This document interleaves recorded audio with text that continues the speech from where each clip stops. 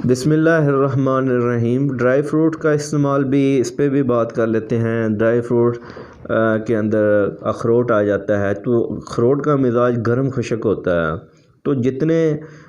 سردی والے امراض ہیں، سر درد، بلغمی سر درد، آنکھوں سے پانی آنا، اور اسی طرح اگر سردی کی وجہ سے انتہائی جو ہے ٹانسلز ہو گئے ہیں، ایسی صورت کے اندر اگر بھوک بالکل ختم ہو گئی ہے اور بھوک کا احساس بھی نہیں ہوتا، اور اگر زبان پہ سفید رنگ کی پیسٹری کی طرح طے ہے، تو ایسی صورت کے اگر جوڑوں کے اندر وجع المفاصل یعنی بڑے جوڑوں کے اندر درد ہے اور سوجن بھی ہے، اور پیشاب جو ہے اگر سفید رنگ کا اور بار بار زیادہ مقدار میں آتا ہے، یہ سب سے زیادہ تشخیص کا آسان طریقہ ہے یورین سے۔ اگر دیکھیں کہ پیشاب جو ہے سفید رنگ کا اور بار بار آتا ہے، زیادہ مقدار میں آتا ہے، اور جو پیشاب کی دھار ہے وہ موٹی ہو، تو یہاں سے تو ڈائیگنوز یہ نہیں ہے کہ اگر آپ نے پانی پیا تو تب جا کے وہ سفید رنگ کا آ رہا ہے یا زیادہ مقدار میں، وہ تو ڈیفینیٹلی آنا ہے جب پانی کا استعمال زیادہ کیا جائے گا۔ اوورآل دیکھیں، سارا دن اس پہ غور کریں، خاص کر جو صبح فرسٹ ٹائم آپ جو یورین کرتے ہیں اس پہ غور کریں، اس کی رنگت کیا ہے، اس کی مقدار کیا ہے، تو وہاں سے پتہ چل جائے گا کہ 2 4 دن 3 دن تک آپ جب اس کے اوپر غور کریں گے، کلیئرٹی ہو جائے گی کہ یہ جو مسئلہ ہے یہ انتہائی سردی والا مسئلہ ہے۔ اگر شیشے کی طرح سفید ہو، موٹا اور زیادہ مقدار میں بار بار آئے، تو یہاں سے پھر آپ اخروٹ کا استعمال کر سکتے ہیں۔ اور کاجو، پستہ، چلغوزہ، یہ گرم تر، خون کا مزاج بھی گرم تر ہے، ان کا استعمال بھی ہو سکتا ہے۔ تو اگر دیکھیں کہ پیشاب جو ہے اس کے اندر سرخی پائی جا رہی ہے، سرخ رنگ کا زیادہ ہے، تو ایسی صورت میں یہ تیزابیت والا مسئلہ ہے، ایسی صورت میں زبان بھی سرخ ہوگی، تو یہاں سے کلیئرٹی ہو جائے گی کہ یہ ہمیں تیزابیت والا مسئلہ ہے، خشکی والا مسئلہ ہے۔ ایسی صورت کے اندر جو ہے بھی ان چیزوں کا، کیونکہ خشکی پہلے بھی بتا دی گئی ہے کہ سردی سے بڑھتی ہے اور گرمی ہی اس کا علاج ہے، ایسی صورت میں اخروٹ کا استعمال ہو سکتا ہے، لیکن اخروٹ آپ نے کم استعمال کرنا ہے کیونکہ اس کے اندر ایک حصہ خشکی بھی ہے۔ کاجو، پستہ، چلغوزہ، اس کا استعمال آپ کر سکتے ہیں۔ اور جو مونگ پھلی ہے، کیونکہ مونگ پھلی سرد خشک ہوتی ہے، اس کا استعمال نہ کیا جائے تیزابیت والے مسئلے میں بھی اور جو سردی والا مسئلہ، دونوں صورتوں کے اندر۔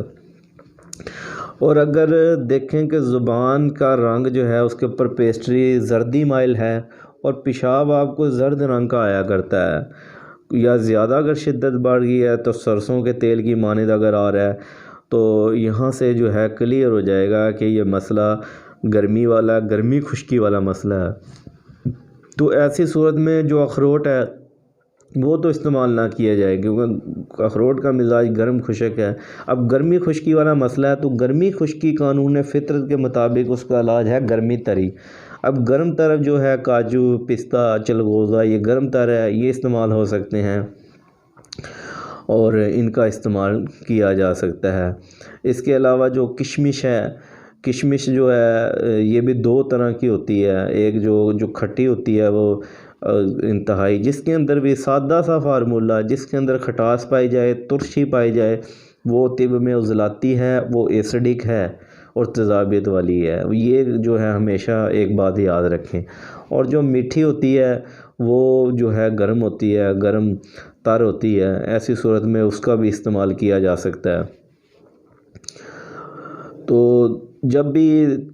جو آپ یہ طب کے نظریہ مفرد آ کے کچھ قوانین جو ہے، کچھ اصول یاد رکھ لیں، انشاءاللہ ہر چیز کو دیکھ لیں گے، جب وہ آپ کے سامنے آئے گی آپ کو فوری پتہ لگ جائے گا کہ یہ میرے مزاج کے مطابق ہے یا نہیں، میں نے اس کو استعمال کرنا ہے یا نہیں کرنا۔ یہ نہیں ہے کہ آپ ہر ایک چیز کے بارے میں ڈیٹیل میں پڑھیں گے اور جا کے پھر دیکھیں گے کہ اس کے اندر یہ ہے تو وہ آپ الجھیں گے۔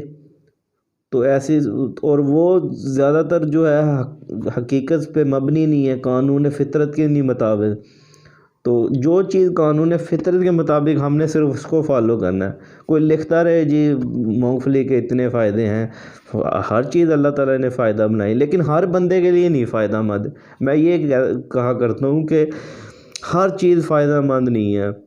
چاہے وہ جو بھی چیز ہے، اس کا کوئی بھی ایک بندے کے لیے فائدہ مند ہوگی، دوسرے شخص کے لیے وہ نقصان دہ ہوگی۔ تو یہ کہہ دینا کہ